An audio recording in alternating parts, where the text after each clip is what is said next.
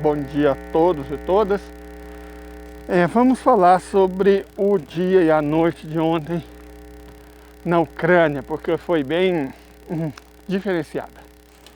O que aconteceu foi o seguinte: vocês devem saber, a imprensa ocidental divulgou ostensivamente que a Ucrânia, na verdade a OTAN, bombardeou duramente o porto de Sebastopol.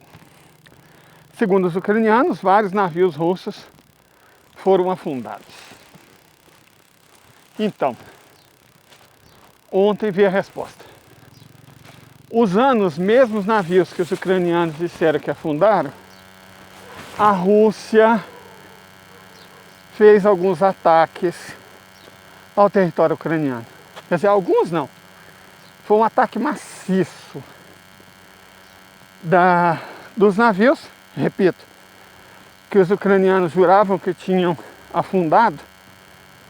A Ucrânia lançou uma série de mísseis calibre, que são devastadores, contra usinas hidrelétricas e usinas termoelétricas ucranianas. O país basicamente agora, muito mais do que antes de ontem, está nas escuras.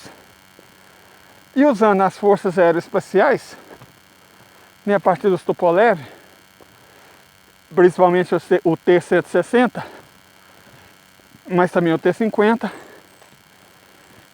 eles lançaram o míssil Iskander e outros mísseis táticos contra nós ferroviários, o sistema de transporte, e principalmente subestações elétricas, contra transformadores de 330 kVA. Então vamos explicar como isso funciona. Primeiro, eu tenho que dizer para vocês que houve outra consequência. Qual a consequência? Como a OTAN atacou navios estacionados no porto de Sebastopol, e alguns desses navios eram graneleiros, a Rússia decidiu que não iria mais embarcar grãos, trigo, para a Europa faminta, nem para nenhum país do Ocidente, ou qualquer país que pudesse repassar esses grãos para o Ocidente. O grão agora vai para a China, para o Paquistão, vai para a África, mas para os pratos famintos do Ocidente não vão mais. A Rússia concluiu, que eu acho corretamente, que se eles estavam arriscando afundar navios graneleiros repletos de comida, é que eles não precisavam de comida, certo? Então, nada de exportação de comida, girassol para fazer óleo e principalmente trigo para fazer pão para os países do Ocidente. Vamos ver quanto tempo a Itália vive sem macarrão ou a França sem pão. Bom, mas voltando às consequências dos ataques.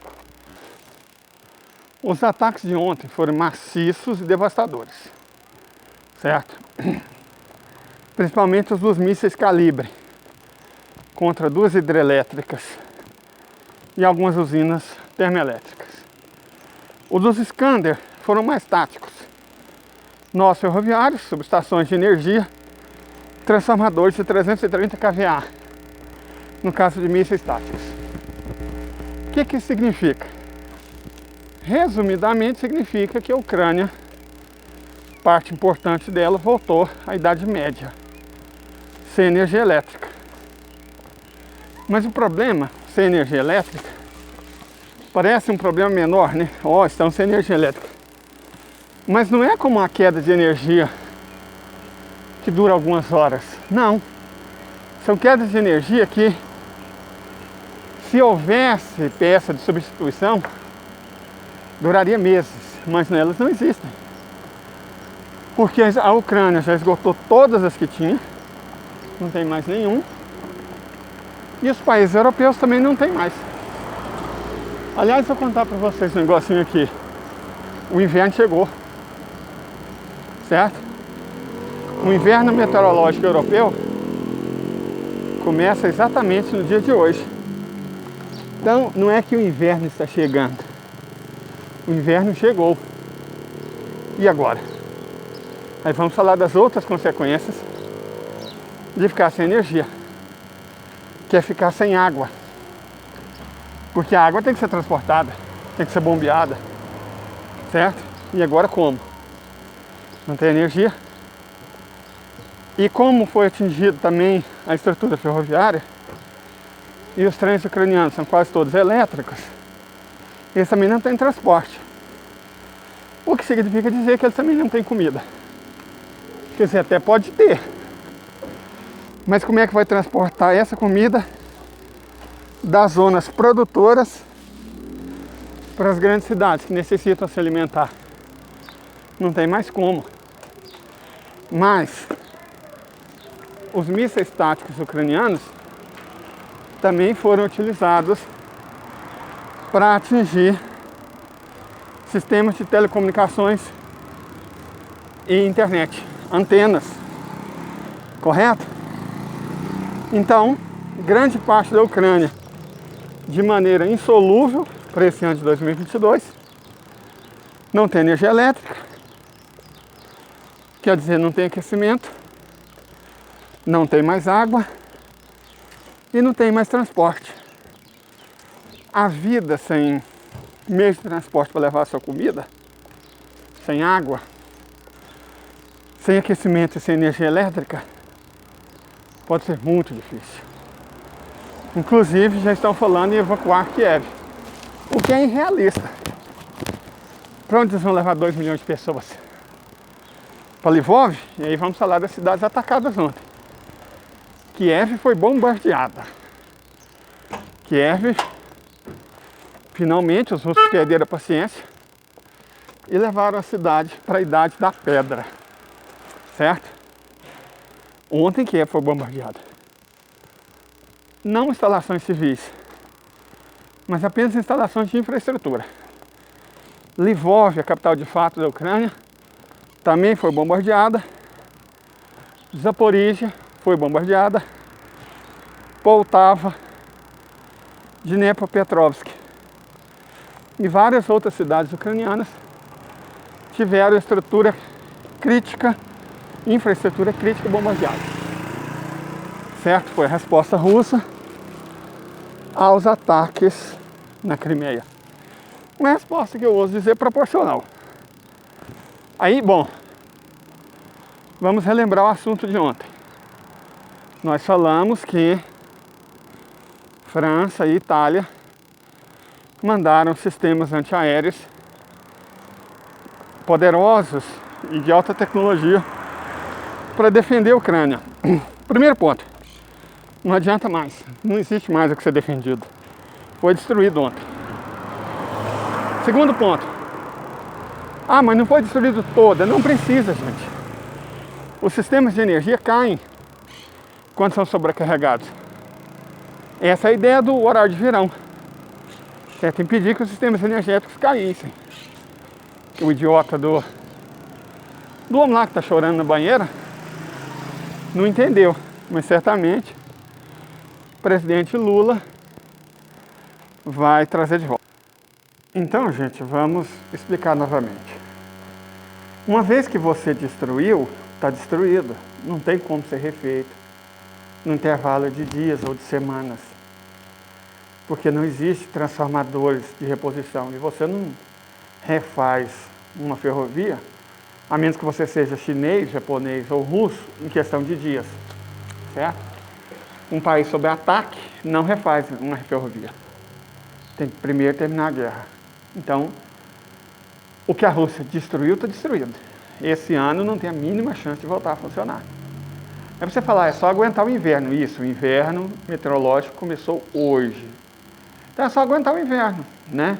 Aqueles 20, 30 graus abaixo de zero por 3 meses, sem água e sem comida. Porque a gente pensa, como assim sem água? Não é só uma questão de bombear água. A temperatura está de 20, 30 graus abaixo de zero, vai ficar. Então, alguns canos precisam ser aquecidos. Como fazer isso sem energia elétrica? Então, a Ucrânia, vastas regiões da Ucrânia, vastas cidades da Ucrânia, incluindo a capital, vai ficar sem água. Repetindo, vai ficar sem água. Já sem energia, vai ficar sem água, porque não é só ligar o interruptor de volta, não. a Rússia também está destruindo as hidrelétricas e as termoelétricas. Então não tem como transportar, não tem como distribuir e não tem como produzir energia elétrica. Sem isso, sem água. Certo? Sem comida e sem água e sem transporte, porque, repito, não tem jeito, né? As ferrovias foram destruídas. Então eles estão sem energia, sem água e sem comida. Quanto tempo vocês acham que eles vivem? No inverno. Correto? Essa é a questão. Mais do que isso, os mísseis táticos, nós falamos dos Calibre e dos Iskander, os mísseis táticos foram usados basicamente para destruir antenas de transmissão de telecomunicação e internet.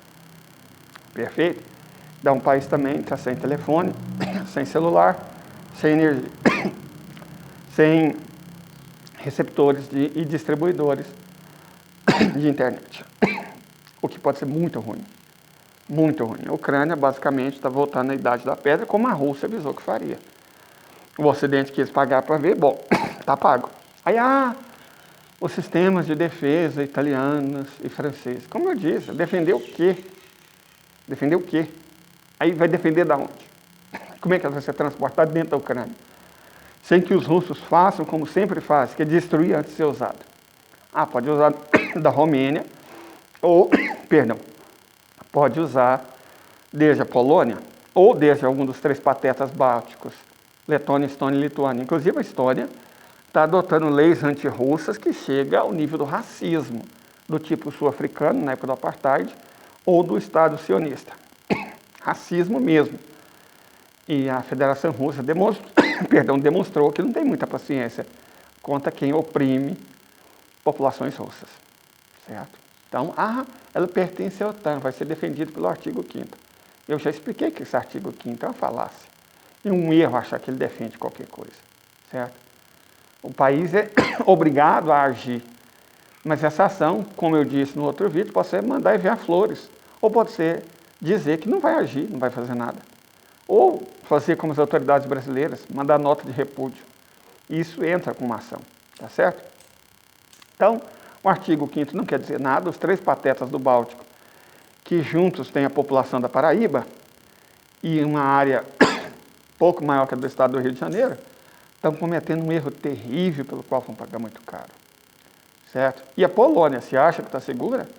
Bom, se esses sistemas de defesa lançarem mísseis de dentro do território polonês para dentro do território russo, lembrando, Kherson, Zaporizhia, Crimeia, Donetsk e Lugansk são oficialmente território russo.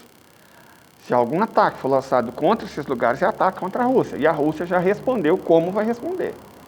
Vai ser no fogo. Vai ucranizar a Polônia, ucranizar a Romênia ou ucranizar a OTAN.